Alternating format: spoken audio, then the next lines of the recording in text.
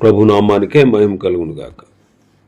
కూడి వచ్చిన మీ అందరికీ, కర్మల ఆత్మీయ సహవాస సంఘ విశ్వాసులందరికీ మన ప్రభువును ఆయన ప్రియ కుమారుడునైన యేసుక్రీస్తు వారి శ్రేష్టమైన నామములో శుభములు మరియు అందరికీ వందనాలు. దానియేలు గ్రంథం 8వ అధ్యాయాన్ని మనం ధ్యానం చేసుకుందాం. దానియేలు గ్రంథం 8వ అధ్యాయం.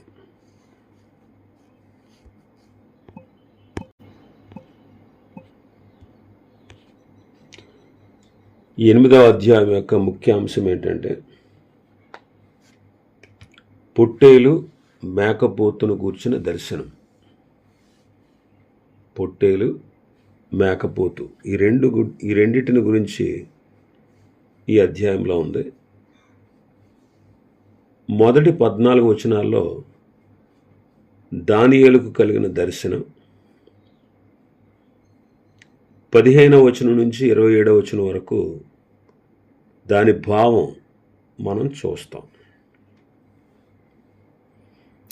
2వ అధ్యాయం, దానియేలు గ్రంథం 2వ అధ్యాయం 7వ అధ్యాయంలో మనం చదువుతూ వచ్చాం 4 రాజ్యాల గురించి. 2వ అధ్యాయంలో బంగారు శిరస్సు, వెండి చేతులు, అలాగే ఛాతి భాగం, ఇత్తడి ఉదరము, తొడలు, అలాగే ఇనుము మట్టితో కూడిన కాళ్ళ వేళ్ళు. ఈ 4 రాజ్యాల గురించి, గొప్ప రాజ్యాలు, ప్రపంచాన్ని పరిపాలించిన 4 గొప్ప రాజ్యాల గురించి ఈ 2వ అధ్యాయంలో, అలాగే 7వ అధ్యాయంలో కూడా చూసాం. 7వ అధ్యాయంలో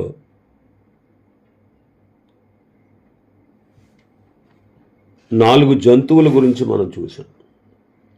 సింహము, ఎలుగుబంటి, చిరుతపులి, క్రూర జంతువు. ఈ 4 రాజ్యాల్లో 2-3 రాజ్యాలను గూర్చి విశేషమైన అంశాలు ఇందులో ఉన్నాయి. ఈ అధ్యాయం అందు కనబడుతున్నాయి. ఈ 2 రాజ్యాలు మాదియా పారసీక రాజ్యం ఒకటి, గ్రీకు రాజ్యం ఒకటి. ఈ 2 అధ్యాయాలు ఈ 2 రాజ్యాలకు ఉపయోగించిన అలంకారమును ఇక్కడ మరల మార్చబడినట్టు, మాదియా పారసీక గ్రీకు, ఇప్పుడు ఈ రాజ్యాలు సాధువులైన పెంపుడు జంతువులకు అనగా పొట్టేలు మేకపోతులకు పోల్చినట్టుగా మనం చూస్తున్నాం. ఇలా మార్చడానికి గల కారణం ఏంటంటే, ఈ 2 రాజ్యాల వారు ఇశ్రాయేలీల ఎడల చూపినటువంటి సమాధాన బుద్ధిని అనగా దయను వర్ణిస్తూ ఇది తెలుపబడింది. దానియేలు ఈ అధ్యాయం నుండి తన స్వభాష అయినటువంటి హెబ్రూ భాషను ఉపయోగించాడు.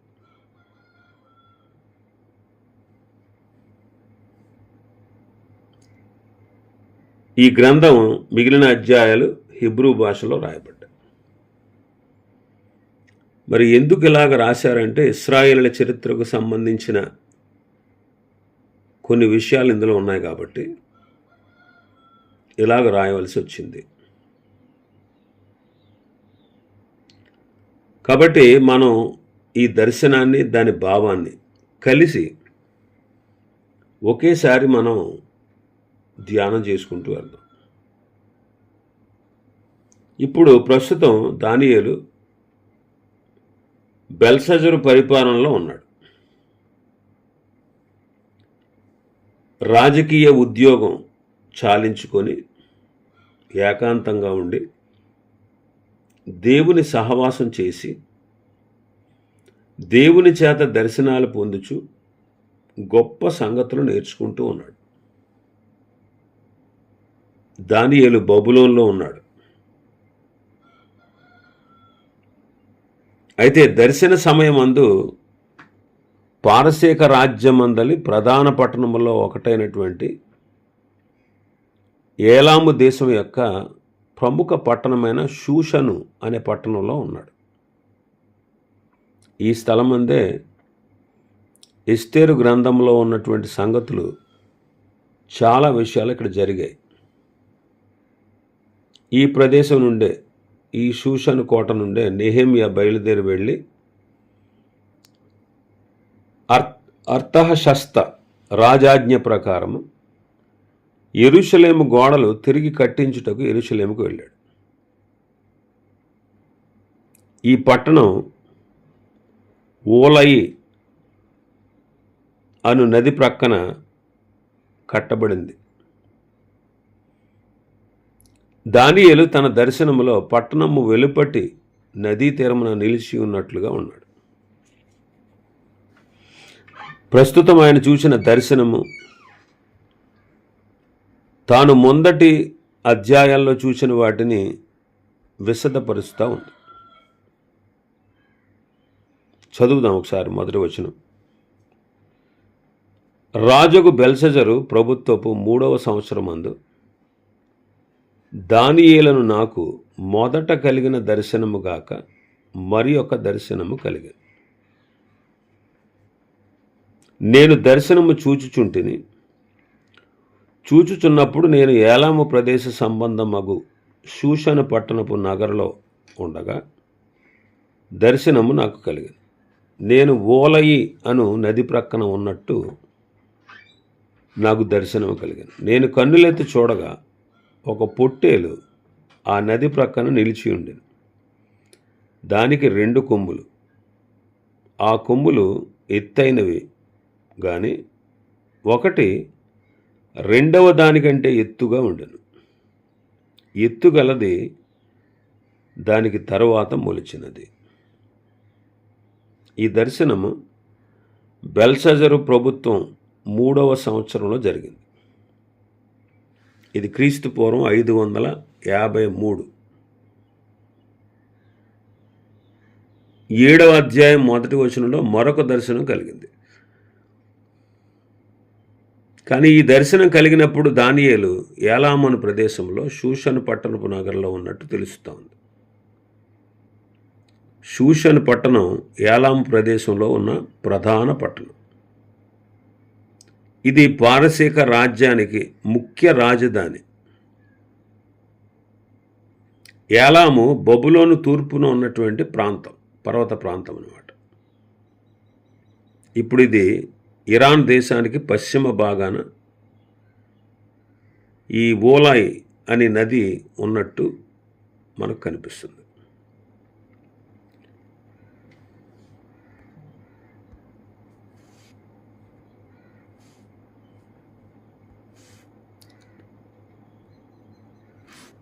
మాదియా పారసీకుల చేతులలో బహు త్వరలో పతనం కాబోతూ ఉన్నటువంటి బబులోను ఇక్కడ కనపడడం లేదు.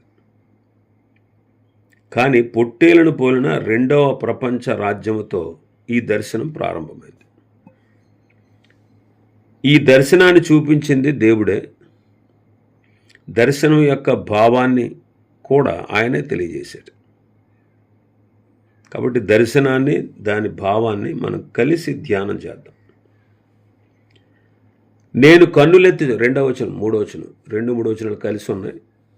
2వ వచనంలో మనం బి పార్ట్ చూస్తే, నేను కన్నులెత్తి చూడగా ఒక పొట్టేలు నది ప్రక్కన నిలిచి ఉండెను. దానికి 2 కొమ్ములు ఉండెను. మరి ఈ యొక్క భావాన్ని 15వ వచనం నుంచి మనం చూస్తాం.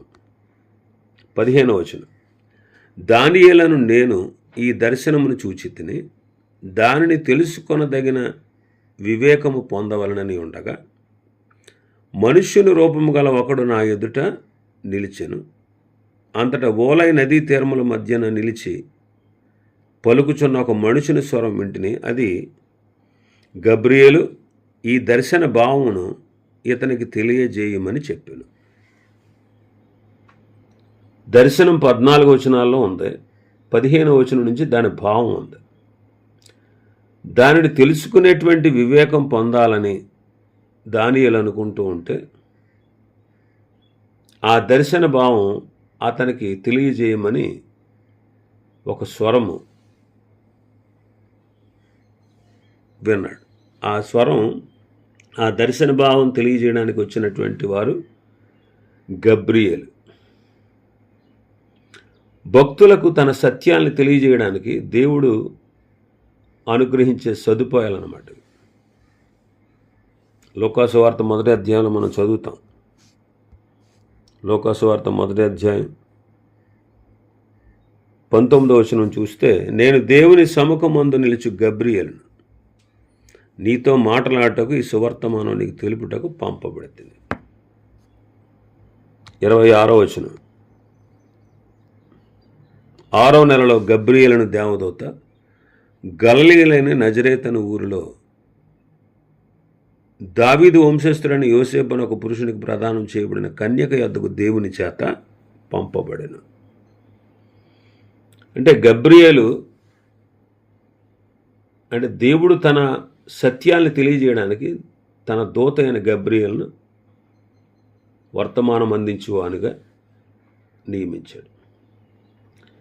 గబ్రియేలు రాగానే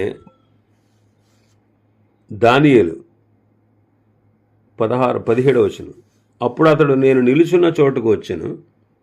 అతడు రాగానే నేను మహాభయం ఉంది సాష్టాంగపడితిని.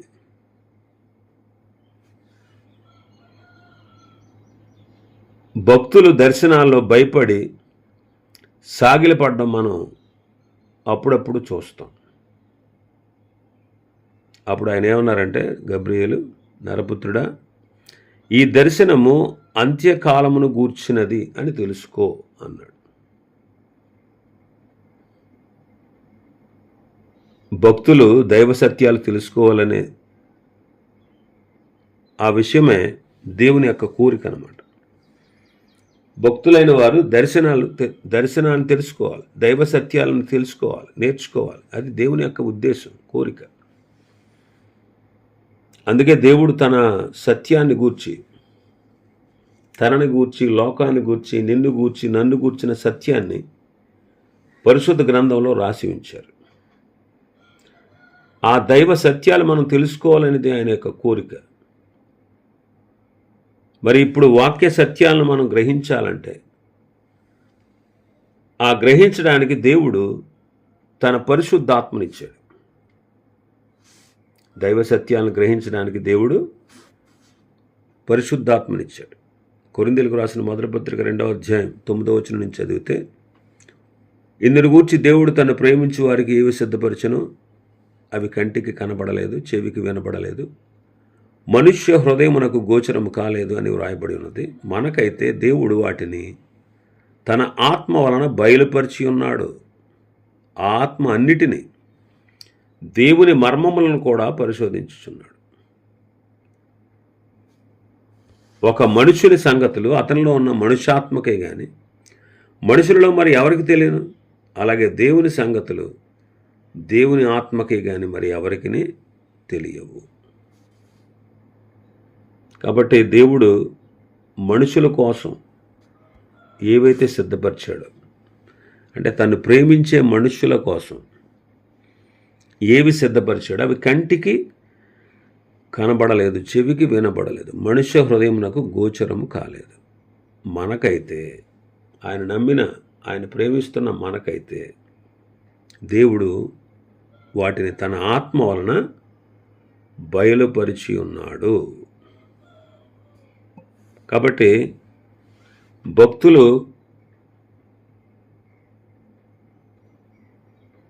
దేవుని గూర్చిన సంగతులు తెలుసుకోవాలని దేవుని యొక్క కోరిక.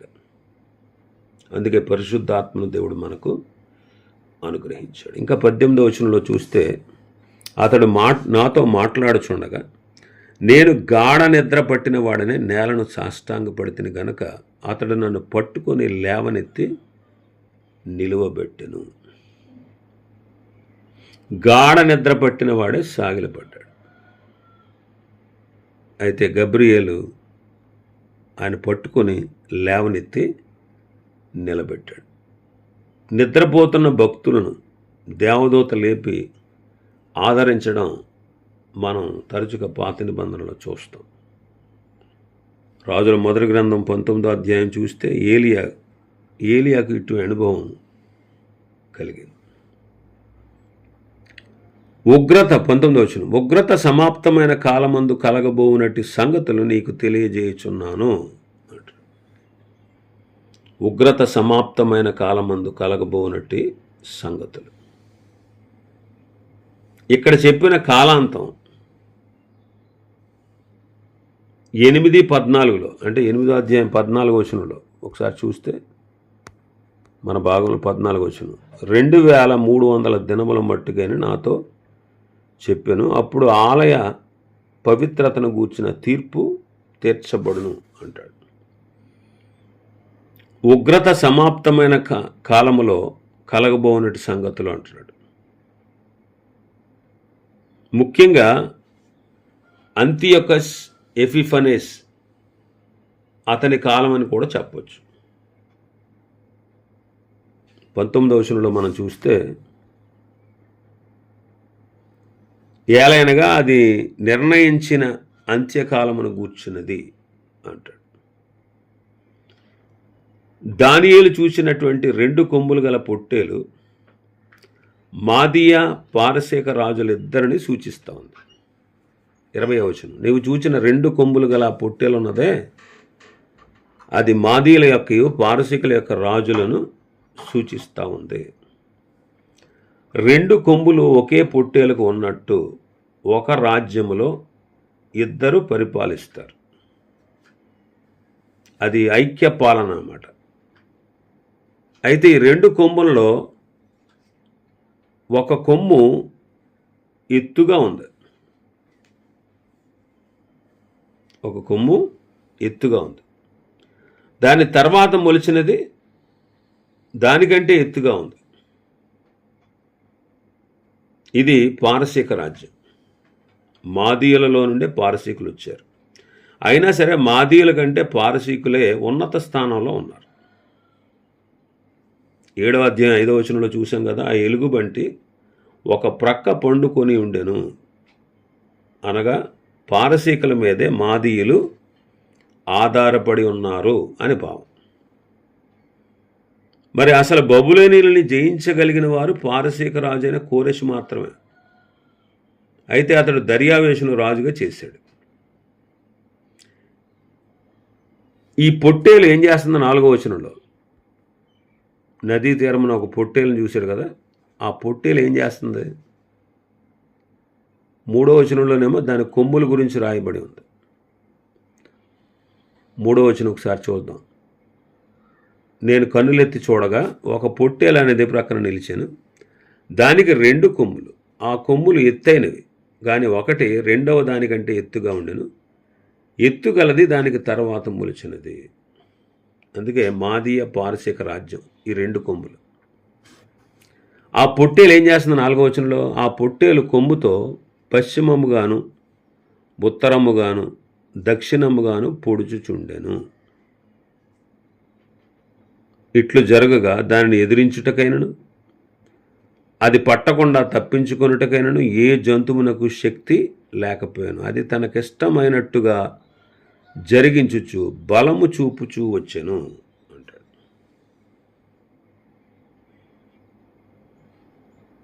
ఆ పొట్టేలు కొమ్ములతో పశ్చిమంగా ఉత్తరంగా దక్షిణంగా పొడుచుచుండుట చూచాను అంటున్నాడు. అంటే పడమరగా ఉన్న బబులోను, దక్షిణాన ఉన్నటువంటి ఈజిప్టు, ఉత్తరాన ఉన్నటువంటి చిన్న ఆసియా, ఈ రాజ్యాలను జయించింది అని భావం.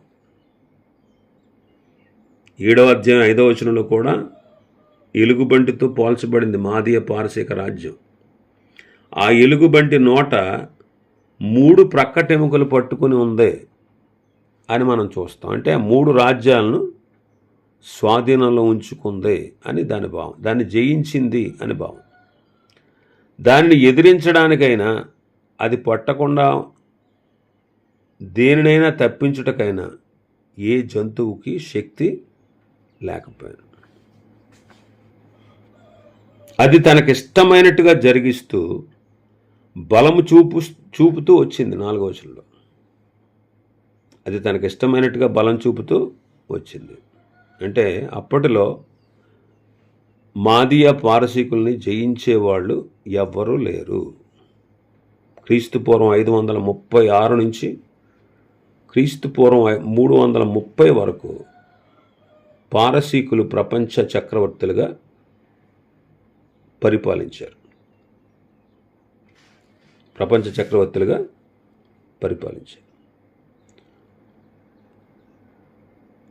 అప్పుడు ఒక మేకపోతు పడమర నుంచి వచ్చి కాళ్ళు నేల మోపకుండా పరుగులెత్తిందని చదువుతాం 5వ వచనంలో.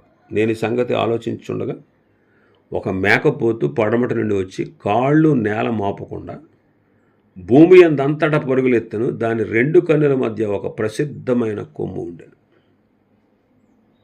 ఈ మేకపోతే గ్రీకు రాజు. పారసీకుల రాజ్యాన్ని ఓడించి గెలిచినటువంటి మేకపోతు అన్నమాట. ఇది పడమర నుండి వచ్చింది. కాళ్ళు నేల మోపకుండా భూమి అంతా పరిగెత్తింది. ఈ మేకపోతు గ్రీకు రాజు, అతడే అలెగ్జాండర్. ఈ మేకపోతు భూమి అంతటా పరుగులెత్తింది. అలెగ్జాండర్ చాలా చురుకుగా, తీవ్రంగా కొద్ది రోజుల్లోనే ప్రపంచాన్ని అంతటిని జయించాడు. ఈ మేకపోతు పడమర నుండి వచ్చిందంటే పారసీక రాజ్యానికి పడమరగా, అంటే ఇరాకు రాజ్యానికి పడమరంగా ఉంది. ఇది గ్రీకు రాజ్యం, అందుకే పడమర నుండి వచ్చిందని చెప్పాడు. 5వ వచనంలో చూస్తే దాని 2 కన్నుల మధ్య ఒక ప్రసిద్ధమైన కొమ్ము ఉన్నది. ఆ ప్రసిద్ధమైన కొమ్ము ఎవరంటే దానిని పరిపాలించిన మొట్టమొదటి రాజు అలెగ్జాండర్ ది గ్రేట్. ఈ మేకపోతు 2 కొమ్ములు గల పొట్టేలను సమీపించి బలంతో ఢీకొట్టి మిక్కిలి రౌద్రంతో పోరాడి పొట్టేలను గెలిచి దాని 2 కొమ్ములను పగలగొట్టి నేలన పడవేసి త్రొక్కుతా ఉంది. 6-7 వచనాలు. ఈ మేకపోతును నేను నది పక్కన నిలిచుట చూచిన 2 కొమ్ములు గల పొట్టేలు సమీపంలోకి వచ్చి భయంకరమైన కోపంతోనూ బలముతోనూ దాని మీదకు ఢీకొన వచ్చింది. నేను చూడగా ఆ మేకపోతు పొట్టేలను కలుసుకొని మిక్కిలి రౌద్రము గలదే దాని మీదకు వచ్చి ఆ పొట్టేలను గెలిచి దాని 2 కొమ్ములను పగలగొట్టెను. ఆ పొట్టేలు దానిని ఎదిరింపలేకపోయినందున ఆ మేకపోతు దానిని నేలను పడవేసి త్రొక్కుచుండెను. దాని బలమును అణిచి ఆ పొట్టేలను తప్పించుట ఎవరి చేత కాకపోయాను. అంటే అలెగ్జాండర్ మాదీయ పారసీక రాజ్యాన్ని పతనం చేశాడు. అలెగ్జాండర్ని ఎదిరించడానికి ఎవ్వరికీ చేత కాకపోయింది. అలెగ్జాండర్ క్రీస్తుపూర్వం 356లో జన్మించాడు. 22 ఏళ్ల వయసులో క్రీస్తుపూర్వం 334లో యుద్ధాలు ప్రారంభించాడు. క్రీస్తుపూర్వం 331లోపు పారసీకులను ఓడించాడు. అంతటితో ఆగకుండా సిరియా, సిథియా, బార్టియా ఈ దేశాలను జయించి 327లో ఇండియా మీద కూడా దాడికి వచ్చాడు.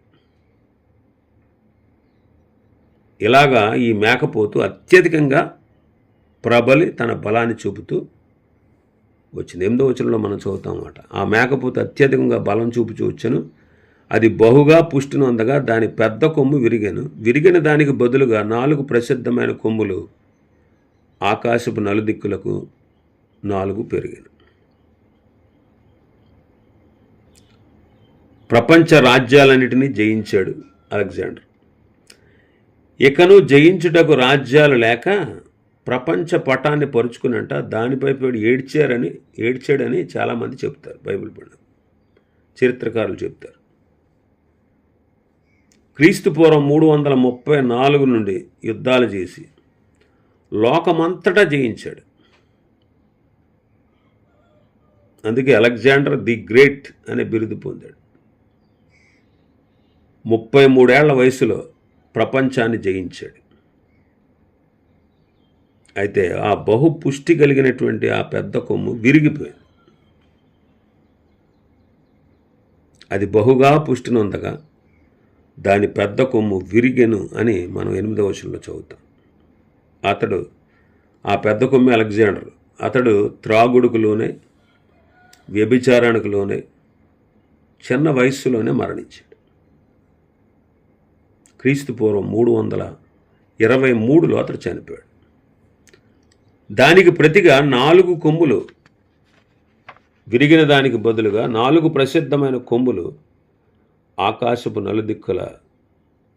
నలుదిక్కులకు పెరిగాయి. అంటే అలెగ్జాండర్ చనిపోయిన తర్వాత అలెగ్జాండర్ సైనికులు 4 ఆయన సేవకులు రాజులుగా రాజ్యాన్ని 4 భాగాలుగా చేసి, గ్రీకు సామ్రాజ్యాన్ని 4 భాగాలుగా చేసి, ఆ 4 భాగాల్ని 4 అలెగ్జాండర్ సేవకులు పరిపాలించారు. ఇక్కడితో ఆపుదామండి. మిగిలిన విషయాలు రేపటి దినం మనం ధ్యానం చేసుకుందాం. దేవుడి వర్తమాన వాక్యాన్ని మన వినికిడిలో ఆశీర్వదించును గాక. ఆమేన్.